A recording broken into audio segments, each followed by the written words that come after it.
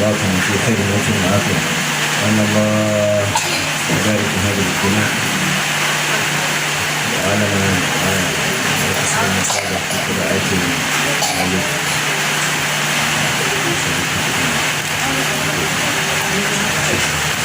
اللهم اجعلنا في خير ويسر وعافية. إلى حضرة النبي محمد صلى الله عليه وسلم. سر الفاتحة. أعوذ بالله من الشيطان الرجيم. بسم الله الرحمن الرحيم. الحمد لله رب العالمين الرحمن الرحيم مالك يوم الدين. إياك نعبد وإياك نستعين اهدنا الصراط المستقيم صراط الذين أنعمت عليهم غير المغضوب عليهم.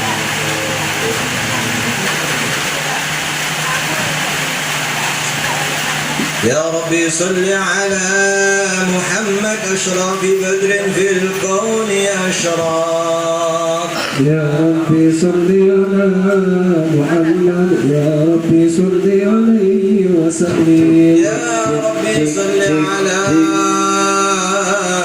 محمد أكرم داع يدعو إلى الحق. يا ربي صل على محمد، يا ربي صل عليه وسلم. يا ربي صل على محمد المصطفى الصادق المصدق. يا ربي صل على محمد، يا ربي صل عليه وسلم. يا ربي صل على محمد أحلى الورى منطقا وأصداق. يا ربي صل على محمد، يا ربي صل عليه وسلم. يا ربي صل على محمد أفضل من بالتقى تحقق. يا ربي صل على محمد، يا ربي صل عليه يا وسلم. ربي صل على محمد من بالسخاء والوفاء تخلق. يا ربي صل على محمد، يا ربي صل عليه وسلم. ربي صل على محمد واجمع من الشمل ما تفرق. يا ربي صل على محمد، يا ربي صل عليه وسلم. يا ربي صل على محمد وأصلح وسهل ما قد تعوق. يا ربي صل على محمد، يا ربي صل عليه وسلم. يا ربي صل على محمد وافتح من الخير كل مواق. يا ربي صل على محمد، يا ربي صل عليه وسلم. يا ربي صل على محمد وآله ومن بالنبي تعلق. يا ربي صل على محمد، يا ربي صل عليه وسلم. ربي صل على محمد وآله ومن للحبيب يعشق. يا ربي صل على محمد، يا ربي صل عليه يا وسلم. ربي صل على محمد ومن بحبل النبي توفق. يا ربي صل على محمد، يا ربي صل عليه وسلم. ربي صل على محمد يا ربي صل عليه وسلم. يا ربي صل على محمد، يا ربي صل عليه وسلم. اللهم صل وسلم وبارك عليه.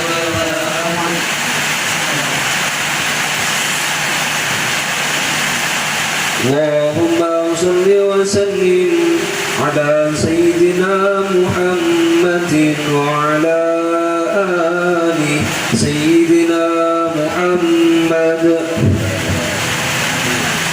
يا حبيبنا أمين سيدنا سيدنا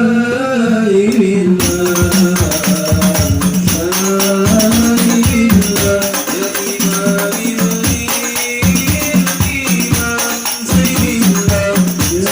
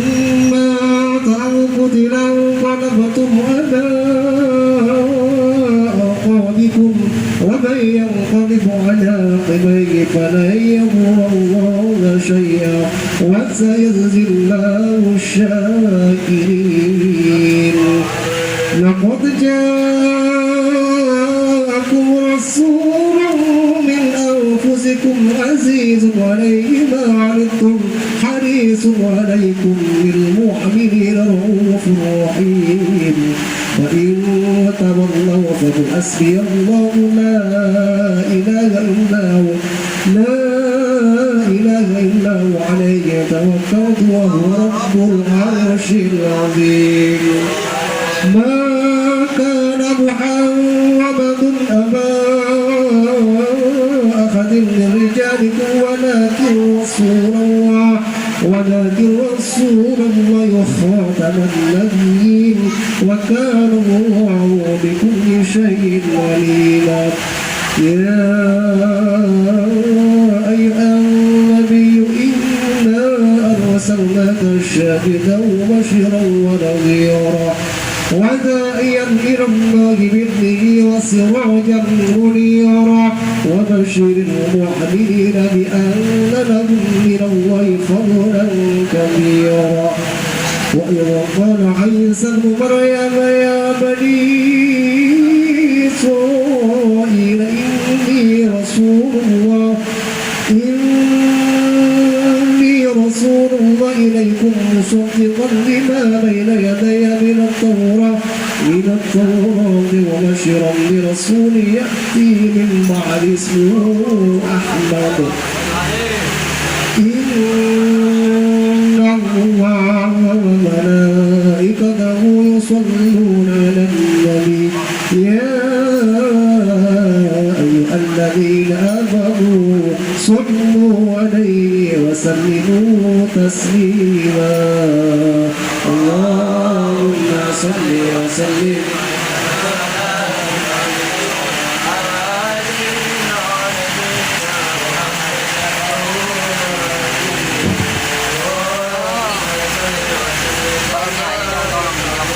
بسم الله الرحمن الرحيم.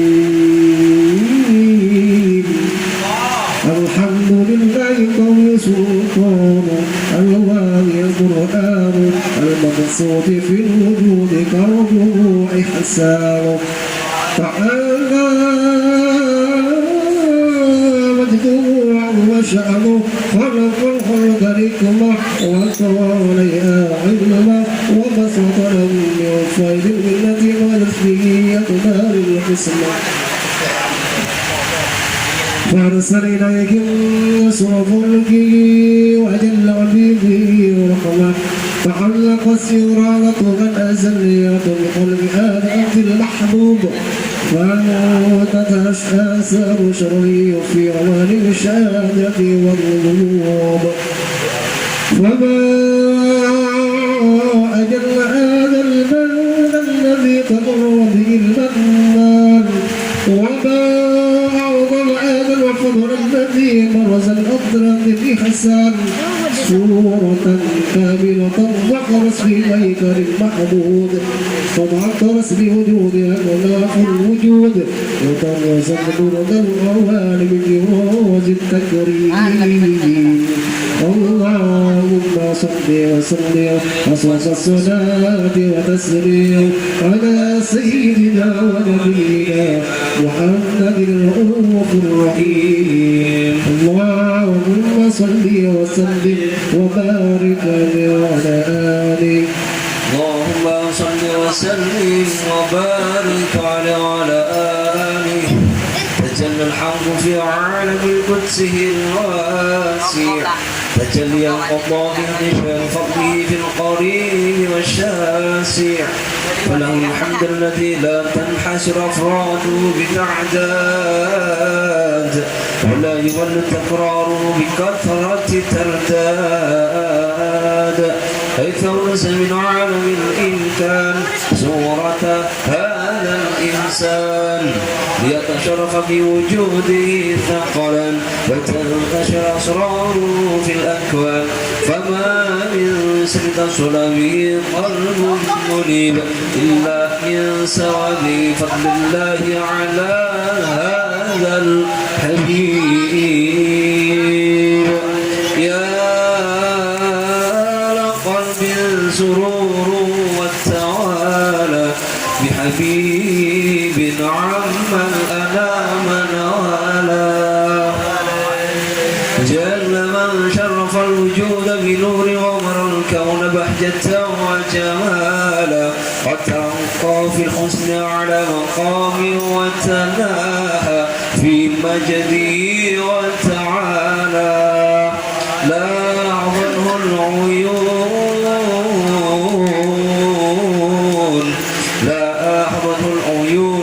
ثم اجتلنه بشرا كاملا يزيء الضلالا وهو من فوق علم وقدرته رفعة في شؤونه وكمالا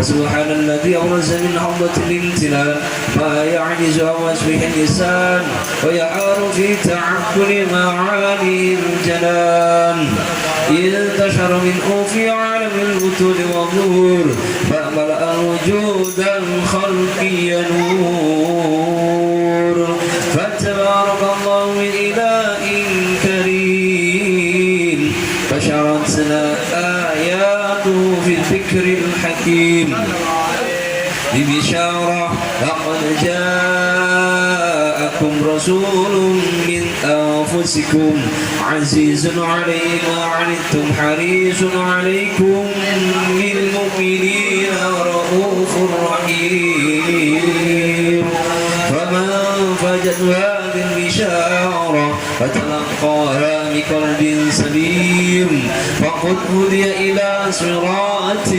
مستقيم. اللهم صل وسلم وصوب الصلاة وتسليم على سيدنا ونبينا محمد الرؤوف الرحيم. اللهم صل وسلم وبارك عليه وعلى آله. وأشهد أن لا إله إلا الله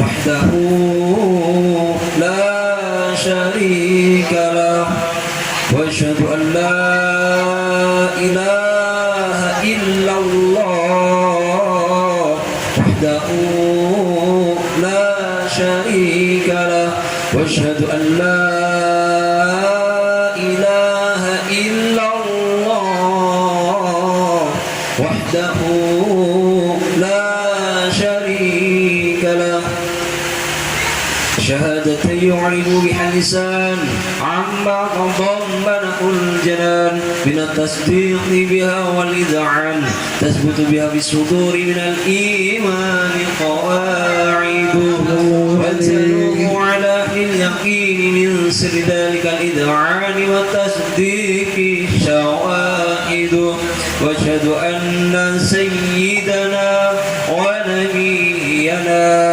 وحبيبنا وشفيعنا وقرة أعيننا ومولانا محمد العبد الصادق في قوله وفعله والمبلغ عن الله ما أمره بتوليه لخلقه من فرده ونفره عبد أرسل الله للعالمين بشيرا ونذيرا فبلغ الرسالة وأدى الأمانة وهدى الله به من الأمة بشرا كثيرا فكان في ظلمة الجهل للمستبصرين سراجا وقمرا منيرا فمعظمها من منة تكرم الله بها على البشر وما أوسعها من نعمة انتشر سرها في البحر والبر اللهم صل وسلم بأجل الصلوات وأجمعها وأزكى التحيات وأوسعها على هذا العبد الذي وفى بحق العبودية وبرز فيها في خلعة الكمال وقام بحق الربوبية في موادن الخدمة لله وأقبل عليه غاية الإكمال صلاة يتسره بها روح المصلي عليه بصلاة يتسره بها روح المصلي عليه بصلاة يتسره بها روح المصلي عليه فيمتجد في قلبي نور سر التعلق بوهبه ويكتب بها بعناية الله في حزبه وعلى آله وصحبه الذين ارتقوا صهوة المجد بقربه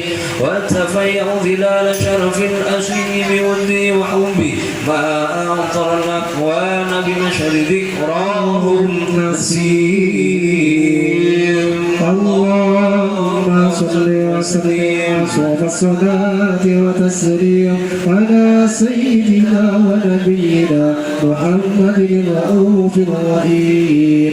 اللهم صل وسلم وبارك عليه وعلى آله.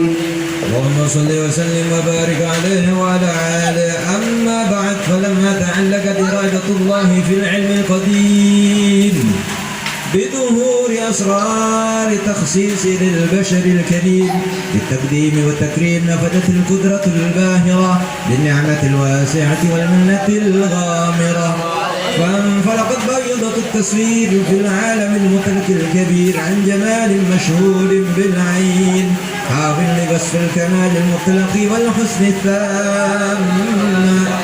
والحسن التام والزين، فتنقل ذلك الجمال الميمون في الأصلاب الكريمة والبطون، وما من صلب ضم إلا وتمت عليه من الله النعمة، وهو القمر التام الذي يتنقل في بروجه يتشرف به موطن الاستقرار وموضع خروجه.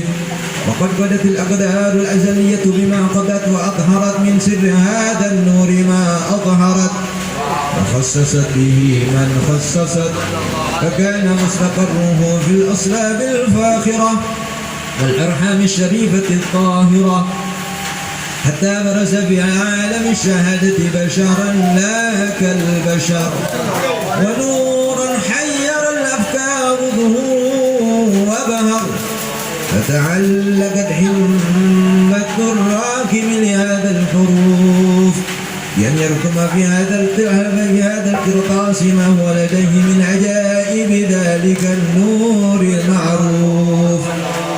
وإن كانت الألسن لا تفي بعشر من حصار أوصاف ذلك الموصوف تشويقا للسامعين من خواص المؤمنين، وترويها للمتعلقين بهذا النور المبين.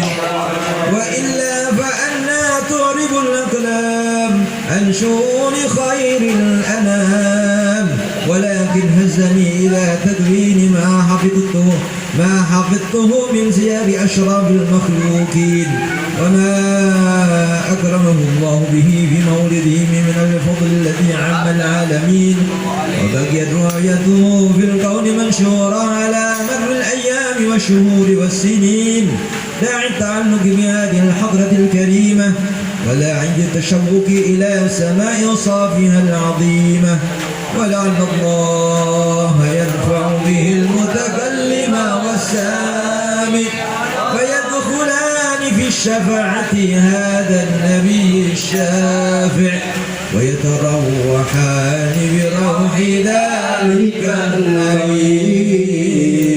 اللهم صل وسلم أصوات الصلاة وتسليم على سيدنا ونبينا محمد الرؤوف الرحيم. اللهم صل وسلم وبارك عليه وعلى آله. اللهم صل وسلم وبارك عليه وعلى آله.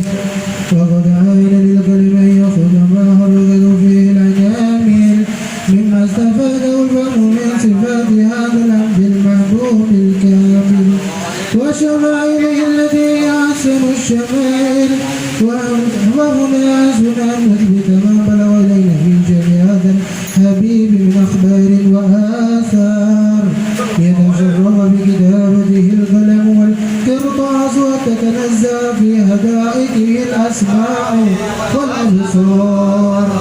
وقد بلغنا بالأحاديث المشهورة أنه الشيخ وهو النور الموضوع في هذه السورة، فنور هذا الحبيب أول مخلوق برز في العالم، ومنه تفرع الوجود خلقا بعد خلق فيما حدث وما تقادم.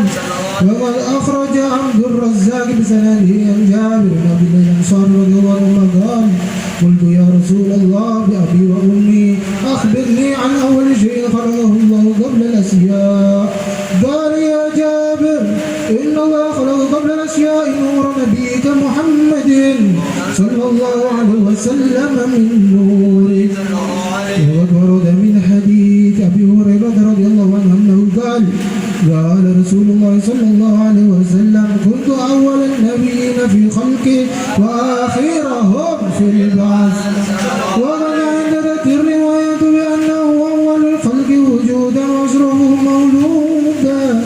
ولما كانت السعادة الأبدية لها ملاحظة خفية اختصت من شاءت من البرية بكمال الخصوصية صلى الله عليه وسلم. فاستودع ذات النور المبين أسلام وبطون من شرفته من العالمين حتى أوصل وجد العلم القديم إلى من خصصته بتكريم أبيه الكريم عبد الله بن عبد المطلب ذي القدر العظيم وأمه التي هي في المخاوف آمنة السيدة الكريمة آمنة فتلقاه صلب عبد الله فألقاه إلى بطنها فضمته أشياء بمعونة الله محافظة على هذه الدرة وسومها تعاملت برعاية الله كما ورد على حملا خفيفا لا تجد له ثقلا ولا تشكو منه علما ولا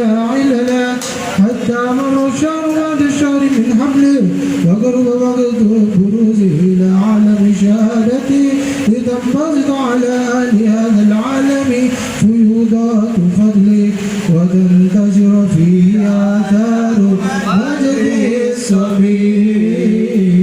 اللهم صل وسلم وصف الصلاة وتسليم على سيدنا ونبينا محمد الرؤوف الرحيم. اللهم صل وسلم وبارك عليه وعلى آله. صل وسلم على طه رسول وآله وصحبه عدد ما نقول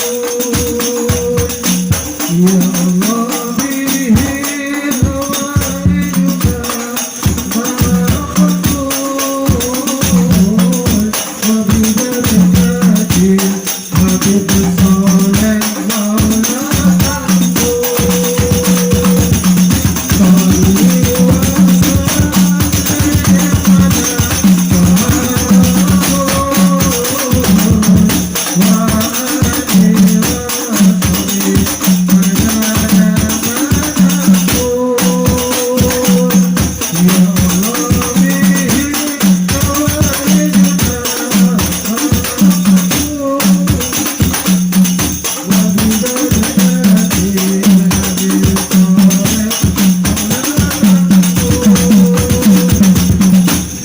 يا فتى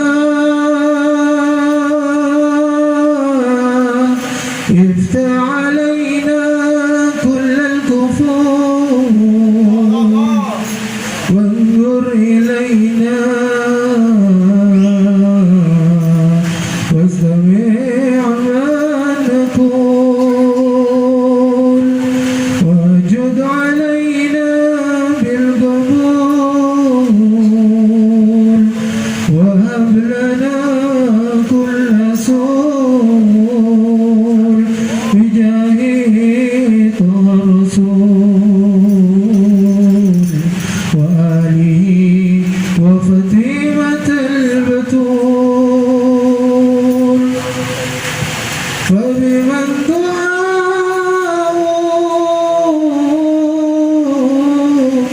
عندك اللهم مقبول الحبيب صالح ابن محسن مولى تقول صل وسلم على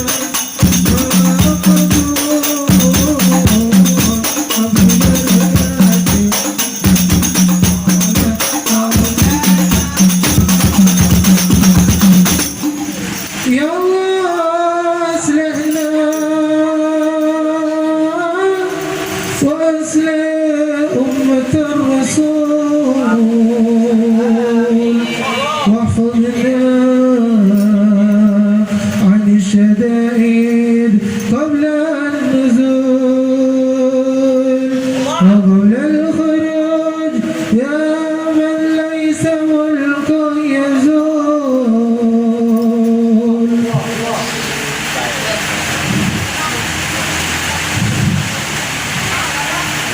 بجاهه طه الرسول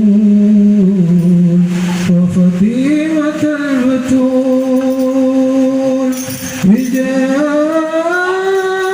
طه الرسول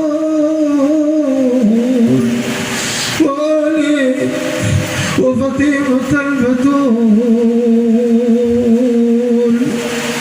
وببركة الحبيب صلاة مولاة تقول صل وسلم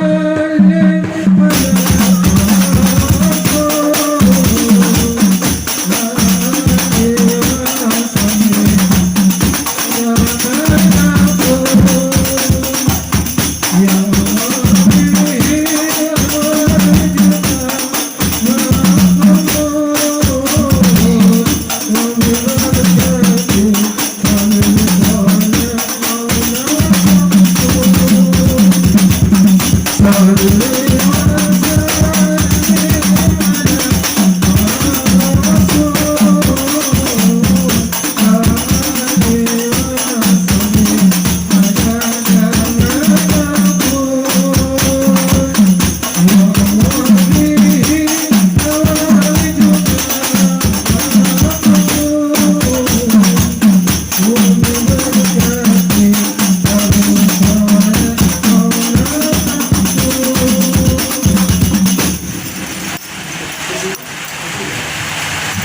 مع سلام في أماني شيخنا الله ربي ارحم ربي روحنا يا ربنا مع سلام في أماني شيخنا الله ربي ارحم ربي روحنا يا ربنا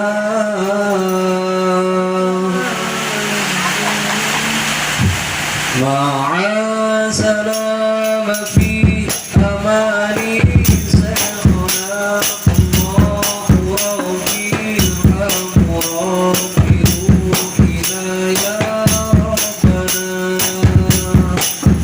مع سلام في أماني شيخنا الله ربي ارحم ربي روحنا يا ربنا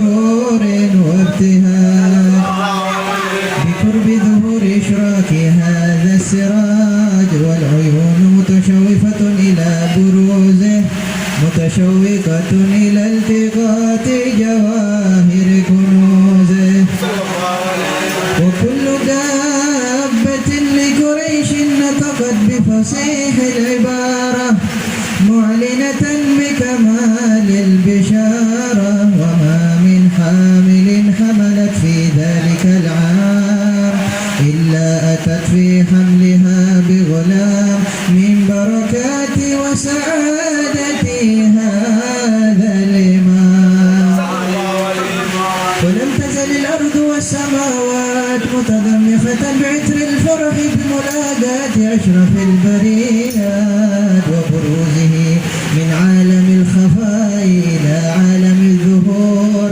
بعد تنقله في البطون والظهور فأظهر الله في الوجود بهجة التكريم وبسط في العالم الكبير مهجة التشريف والتعظيم ببروز هذا البشر الكريم اللهم صل وسلم واشرف الصلاة وتسليم على سيدنا ونبينا محمد الرؤوف الرحيم اللهم صل وسلم وبارك عليه وعلى اللهم صل وسلم وبارك عليه وعلى آله فحين قرب أوان وضع هذا الحبيب علنت السماوات والأرضون ومن فيهن بالترحيب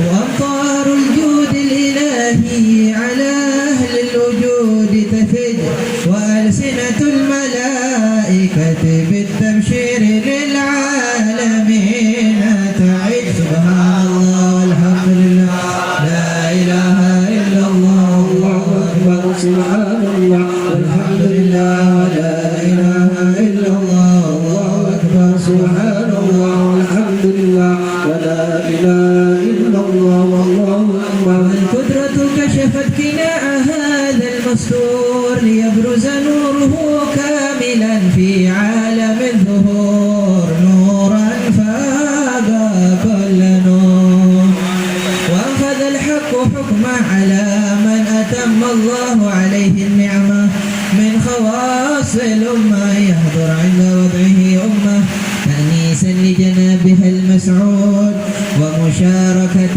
لها في هذا السمات الممدود فحضرت بتوفيق الله سيدة مريم والسيدة آسيا ومعهما من الحور العين من قسم الله له من الشرف بالقسمة الوافية فأتى الوقت الذي رتب الله على حضوره وجود هذا المولود فانفلق صبح الكمال من النور عن عمود وبرز الحامد المحمود مذعنا لله بالتعظيم والسجود صلى الله على محمد صلى الله عليه وسلم صلى الله على محمد صلى الله عليه وسلم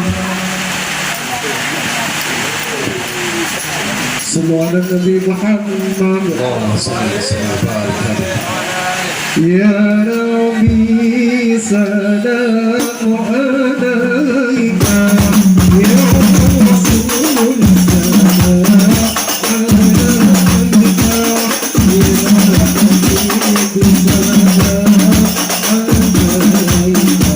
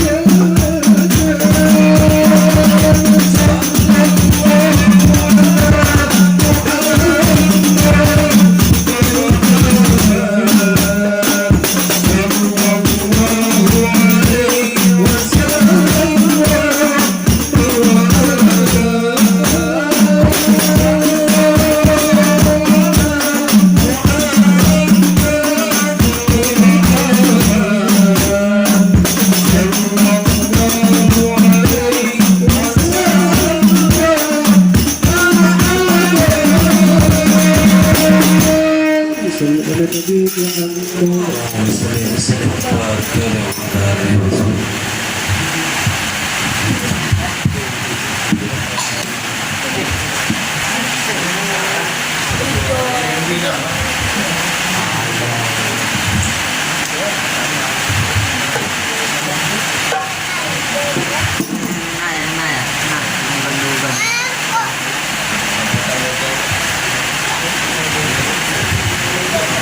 الله الله يا الله الله الله يا الله وسع وجمل أحوالنا وارحم ولا تمتحنا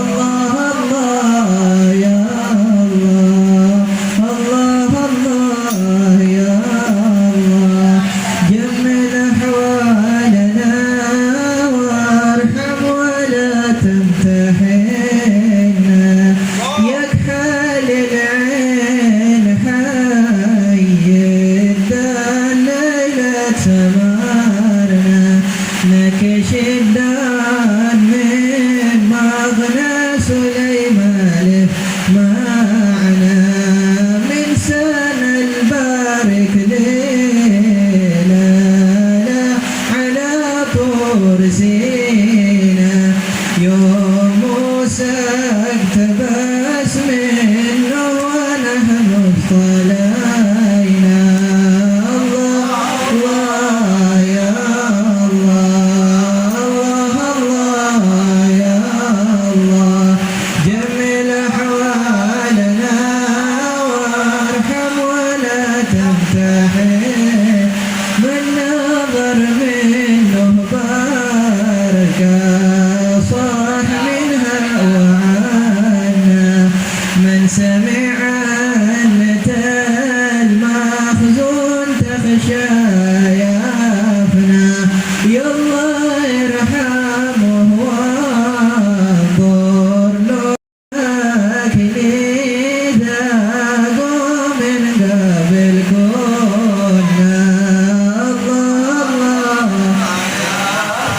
الله الله يا الله جمل أحوالنا وارحم ولا تمتحنا أهل حضراتك ليه من شربهم قد شربنا والذي عاصرونا ما دروا ايش معنا من شراب المحبة والصفا لشربنا واصطبحنا من أقداح الهوى واقتبقنا الله الله يا الله الله الله يا الله جمل أحوالنا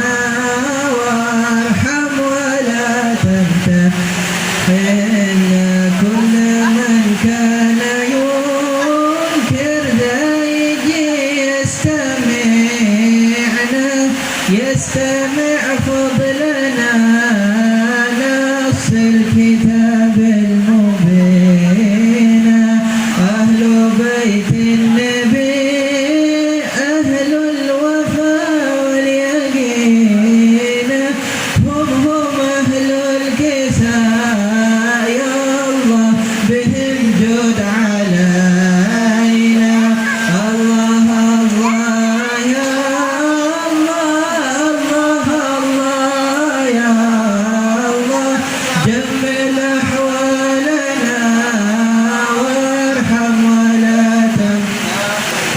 إنهم هم أهل الكساء يا الله بهم جد علينا بالعوافف يدارن والكل منا جمل أحوالنا وارحم ولا تمتحنا والصلاة على أحمد ما غفت كل عينا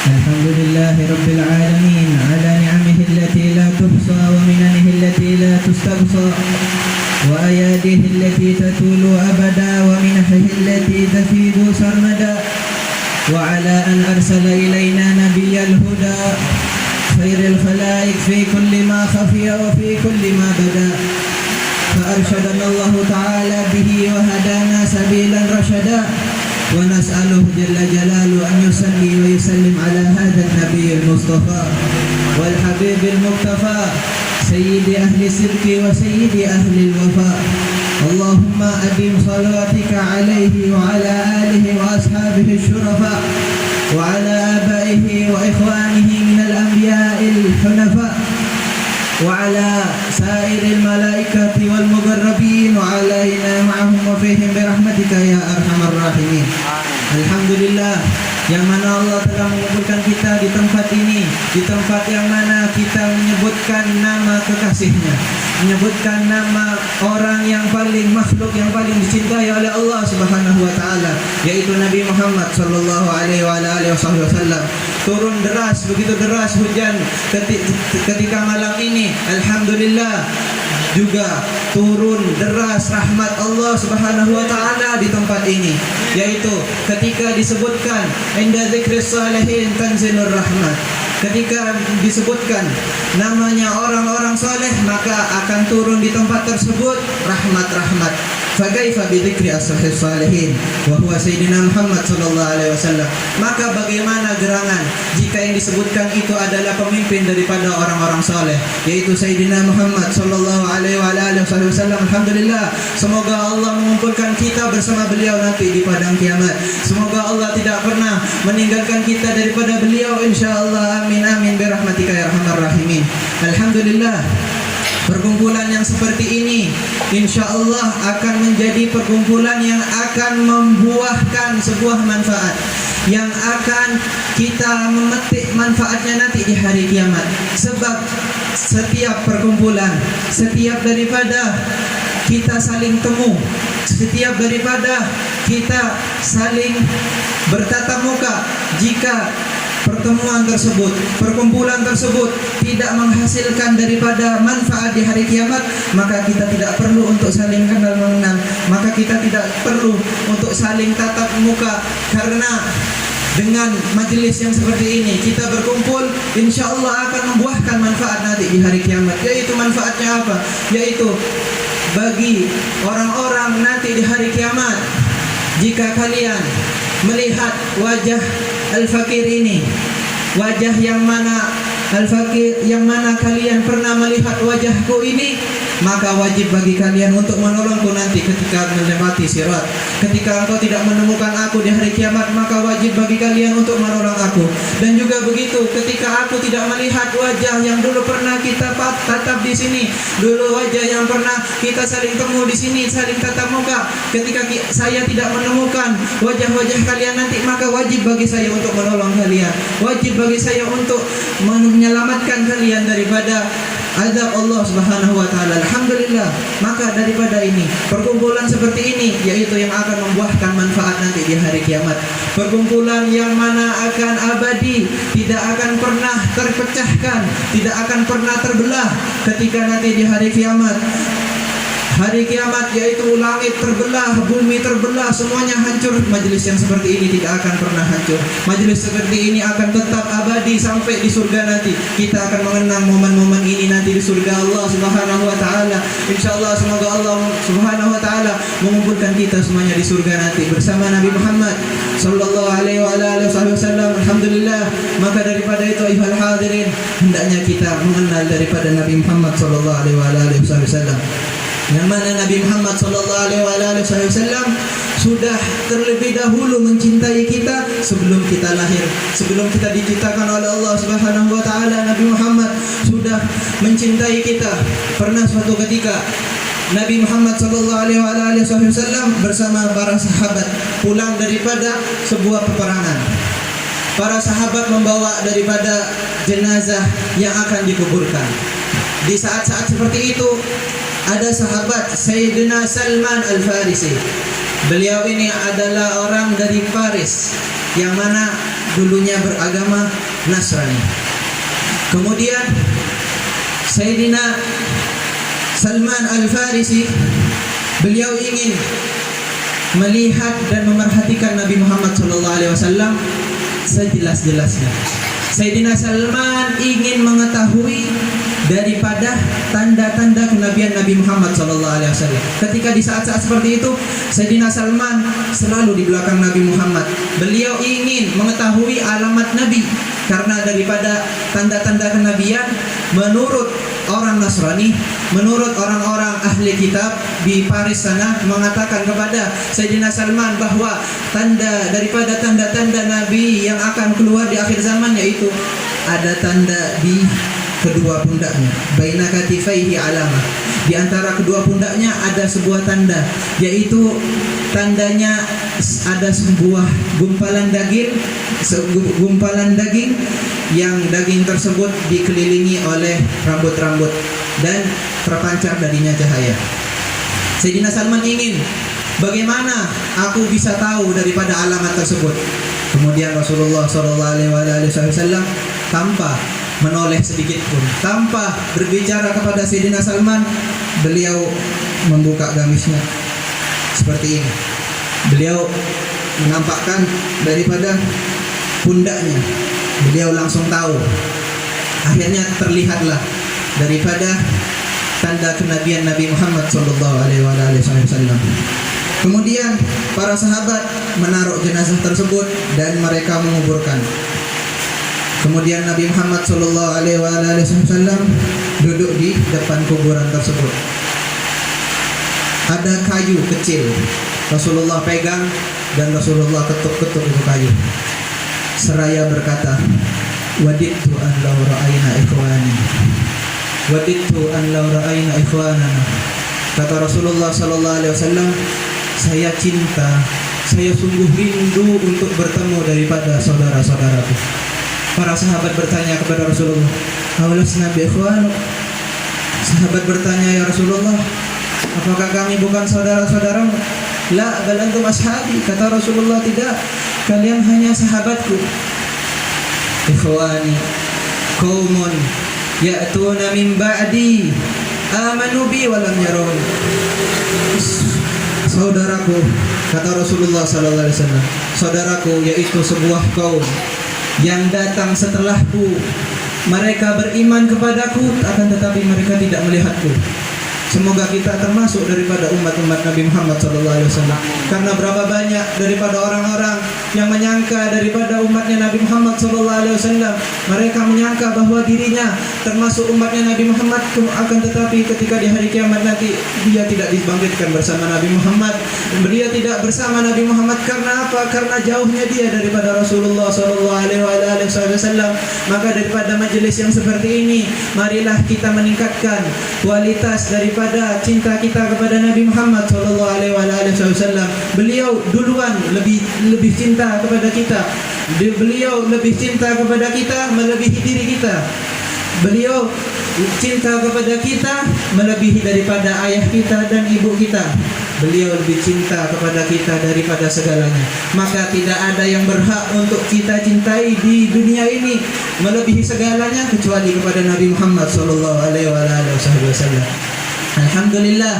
Maka di saat seperti ini, marilah kita ingin mempunyai tekad ketika pulang ke rumah, kita hidupkan daripada sunnah-sunnah Nabi Muhammad.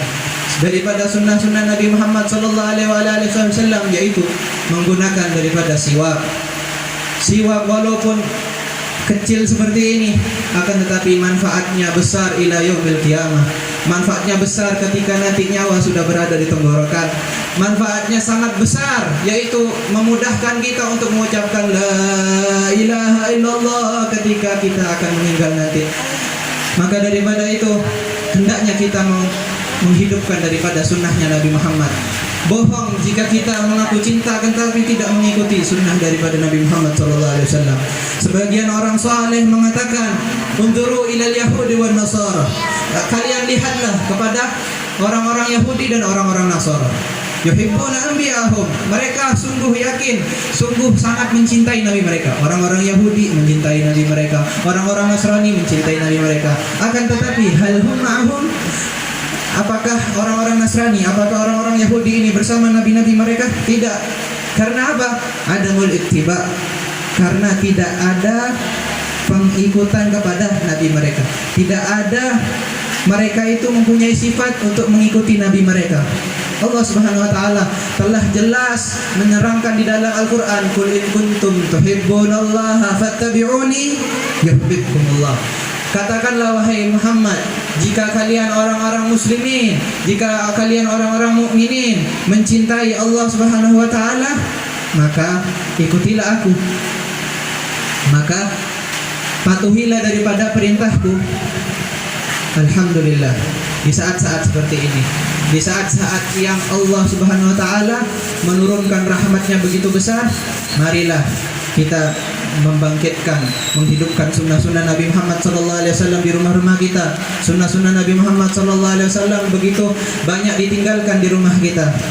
Sunnah Nabi Muhammad SAW yaitu menghidupkan antara maghrib wal isya, di antara maghrib dan di antara isya, dengan membaca zikir, dengan membaca ratib, dengan membaca hal-hal yang beribadah kepada Allah Subhanahu wa taala. Termasuk daripada sunnah Nabi Muhammad SAW, minum dengan tangan kanan. Termasuk daripada sunnah Rasulullah SAW, masuk kamar mandi kaki kiri, keluar dengan kaki kanan. Termasuk daripada sunnah Nabi Muhammad SAW, makan dengan tangan kanan. Termasuk daripada sunnah Rasulullah SAW, yaitu kita tidak membenci siapapun. Banyak orang-orang ingin mencari sunnah Nabi Muhammad begitu banyak, sunnah Nabi Muhammad begitu banyak, akan tetapi mereka lupa dengan satu sunnah itu, yaitu sunnah kita untuk tidak pernah membenci siapapun daripada makhluk Allah. Kita keluarkan daripada sifat kibir, sifat sombong kita di majelis yang mulia ini. Jika kita masih mempunyai sifat kibir, jika kita masih mempunyai sifat lebih tinggi daripada yang lainnya, jika kita masih punya sifat merasa lebih baik daripada yang lainnya, maka kita minta di majelis yang mulia ini, semoga Allah membersihkan hati-hati kita. Semoga Allah Subhanahu wa taala memandang hati kita dan mengisinya dengan nur, dengan cahaya yang sangat terang, sehingga hilanglah daripada hati tersebut benci kepada orang muslimin, benci kepada saudara-saudara kita. Janganlah hati kalian terkunci daripada rahmat Allah. Dengan apa? Dengan kalian merendahkan yang di sebelahnya, dengan kalian merendahkan orang muslimin. Karena Rasulullah SAW bersabda, "Bihasbi imri'in minasyarri an yahqira akhahul muslim." Cukup orang itu dikatakan jahat. Di sini Rasulullah mengatakan jahat. Siapa orang jahat? Yaitu orang yang merendahkan daripada saudaranya yang muslim. Perhatikan kalimat Nabi Muhammad SAW, an yahqir. Rasulullah SAW menggunakan kalimat an yahqir, yaitu apa maknanya? An yahqir ihtigaratuhu bil qalb, yaitu merendahkan dengan hatinya. Ketika kita merendahkan orang lain dengan hati kita, kita sudah dianggap jahat. Maka coba fikir-fikir, bagaimana jika kita mencacinya? Maka bagaimana ketika kita membunuhnya, naudzubillah, ataupun memukulnya sampai membunuhnya? Di dalam hadis dikatakan, sungguh hilangnya dunia beserta isinya, serta langit beserta istrinya, lebih baik di sisi Allah daripada tumpahan darah daripada satu orang muslim. Maka daripada itu, semoga Allah Subhanahu wa taala membuka hati kita untuk bisa menghidupkan daripada sunnah Nabi Muhammad SAW yang sudah hilang daripada masyarakat ini, yang sudah hilang daripada diri kita ini. Semoga Allah menghidupkan di desa ini, di seluruh daripada alam dunia ini sunnah Nabi Muhammad SAW. Kita dijadikan oleh Allah Subhanahu wa taala penolong Nabi Muhammad SAW, penolong agama beliau Nabi Muhammad SAW, dan semoga Allah Subhanahu wa taala membangga-banggakan kita di hadapan para malaikat hajat kita di sini semoga Allah kabul semuanya. Semoga Allah Subhanahu wa taala tidaklah kita bangkit daripada majelis ini kecuali Allah Subhanahu wa taala menghapuskan dosa-dosa kita. Tidaklah hujan ini turun melainkan juga gugur dosa-dosa kita. Hujan rahmat turun dan juga Allah Subhanahu wa taala memberikan kita pandangannya. Allah Subhanahu wa taala mengumpulkan kita dengan Nabi Muhammad sallallahu alaihi wasallam. Ya Allah, di majelis yang mulia ini kami meminta kepadamu ya Allah, hendaklah Engkau ya Allah penuhi segala apa yang kami minta ya Allah. Sesungguhnya Engkau telah memerintahkan kami untuk berdoa, maka kami pun berdoa ya Allah. Dan Engkau menjanjikan kepada doa-doa kami untuk Engkau kabuli ya Allah, maka kabulkanlah ya Allah doa-doa kami ya Allah. Da'autana kama amartana fastajib lana kama wa'adtana innaka la tukhliful mi'ad. Amin amin birahmatika ya arhamar rahimin. Ya Allah, muliakan mata-mata ini untuk memandang wajah Nabi Muhammad SAW. Ya Allah, muliakanlah mata-mata kami untuk bisa memandang wajah Nabi Muhammad SAW. Ya Allah, berilah taubat kepada mata kami ya Allah, tangan kami ya Allah, perut kami ya Allah, kaki kami ya Allah, badan kami ya Allah, kemaluan kami ya Allah. Berilah semua taubat kepada anggota badan kami ya Allah, sehingga badan ini berhak untuk memandang wajahnya, sehingga badan ini berhak untuk mencium daripada tangan yang suci itu ya Allah. Ya Allah, janganlah Engkau haramkan tangan daripada tangan-tangan kami ini ya Allah untuk bermusafahah, untuk bersalaman dengan Nabi Muhammad sallallahu alaihi wasallam. Ya Allah, tangan kami yang penuh dosa ini ya Allah, janganlah Engkau haramkan ya Allah untuk bermusafahah, untuk bersalaman dengan tangannya yang mulia ya Allah, tangannya Sayyidina Muhammad sallallahu alaihi wasallam. Ya Allah, ampuni kami, rahmati kami, bimbinglah kami, anugerahkan kepada kami istiqamah. Dan ya Allah, jadikan akhir daripada yang keluar daripada mulut kami ya Allah, lisan-lisan kami ya Allah, akhir daripada yang keluar daripada kalimat lisan yang kami keluarkan ya Allah, la ilaha illallah Muhammadur Rasulullah sallallahu alaihi wasallam. Ahyina 'alaiha ya hayy wa amitna 'alaiha mumit wa ba'athna 'alaiha ya ba'its wa anfa'na warfa'na biha yauma la yanfa'u malun wala banun illa man atallaha biqalbin salim. Amin amin birahmatika ya arhamar rahimin. Sallallahu ala sayyidina Muhammadin wa ala alihi wasallam. Alhamdulillahirabbil alamin.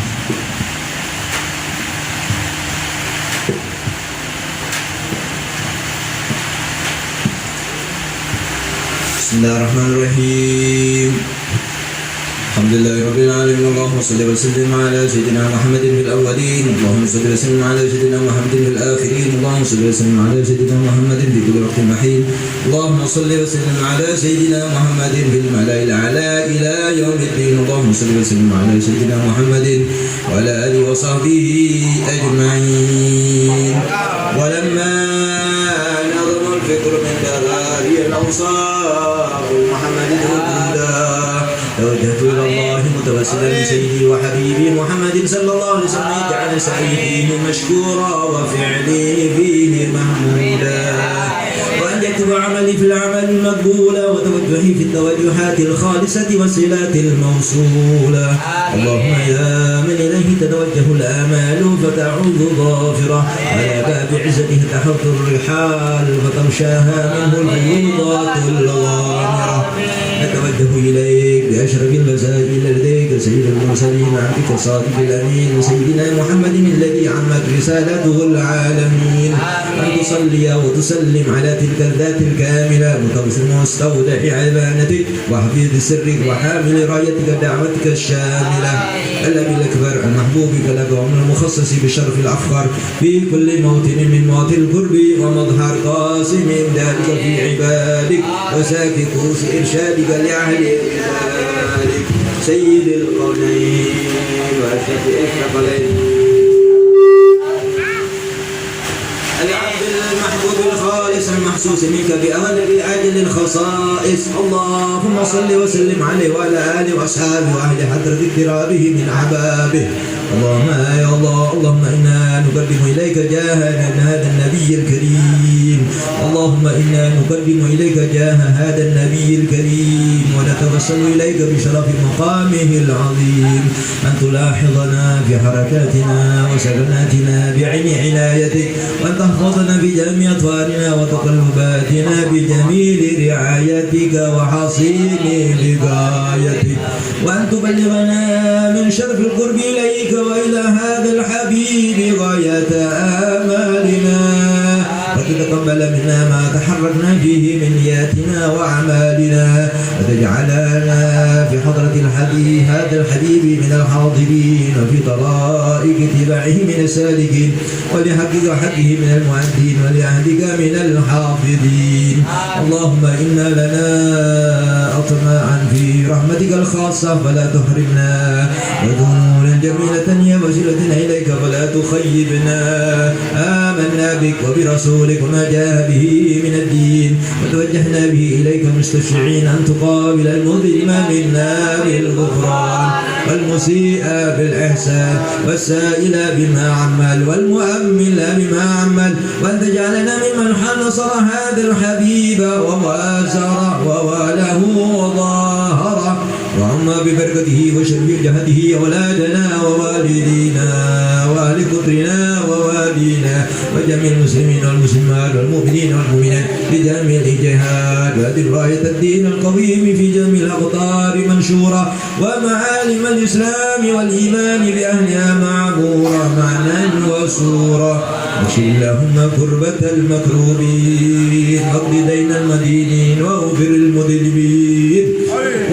للمذنبين وتقبل توبة التائبين وانشر رحمتك على عبادك المؤمنين أجمعين وفي شر المعتدين والظالمين وبسط العدل في ولاة الحق في جميع الأمطار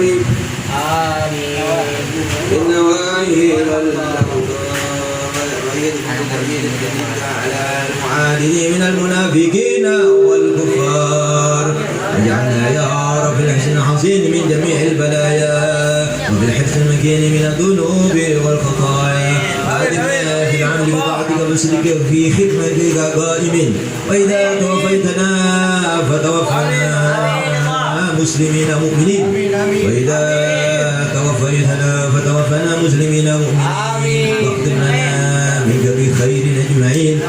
صلى الله وسلم على هذا الحبيب المحبوب الأجسام والأرواح والقلوب وعلى آله وصحبه ومن إليه منسوب وآخر دعوانا الحمد لله رب العالمين بسر الفاتحة. بسم الله الرحمن الرحيم. صراط الذين أنعمت عليهم غير المغضوب عليهم ولا الضالين آمين. تب علينا يا مولانا إنك تتواب الرحيم. اللهم اصلح لنا شأننا كله برحمتك يا أرحم الراحمين وبين الحاجات وعلى انصر الشام المسلمين ورجعنا والمسلمين. صلى الله عليه وسلم الحمد لله رب العالمين.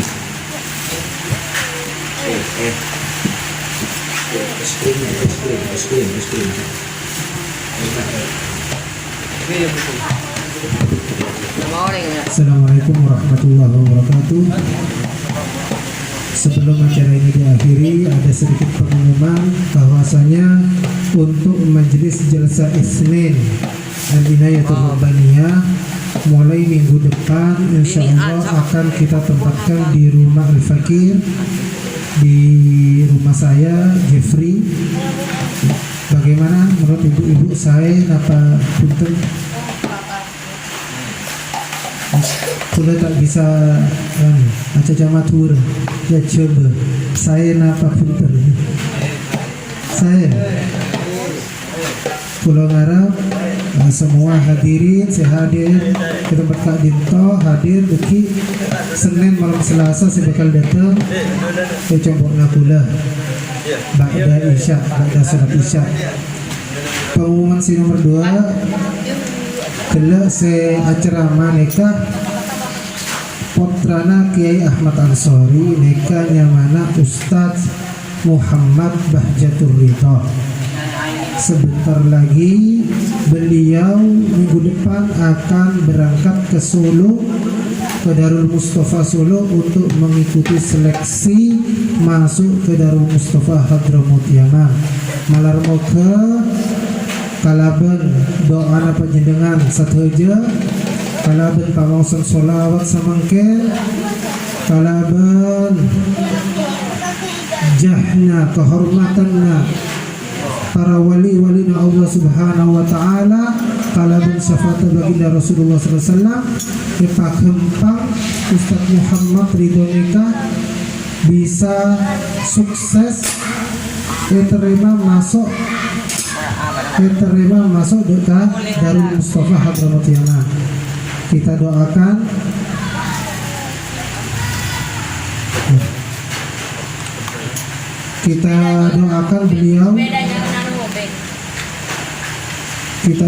beliau dan semoga kita semua diberikan keselamatan oleh Allah Subhanahu wa taala. Amin ya rabbal alamin.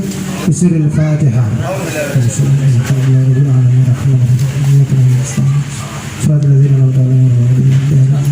Demikian yang dapat kami sampaikan. Kami mengharapkan kehadiran Anda semua nanti minggu depan di rumah kami. Semoga kita bisa istiqomah, karena istiqomah ini di atas daripada karomah.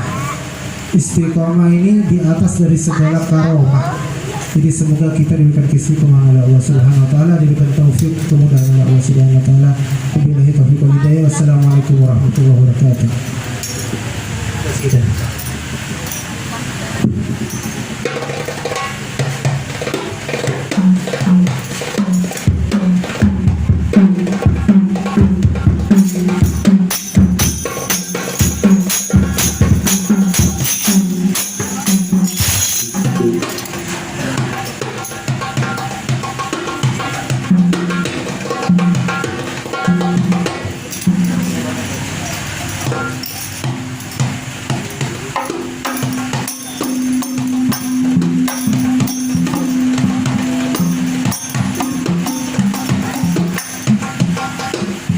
Allahumma salli wa sallim ala sayyidina Muhammadin wa ala ali sayyidina Muhammad.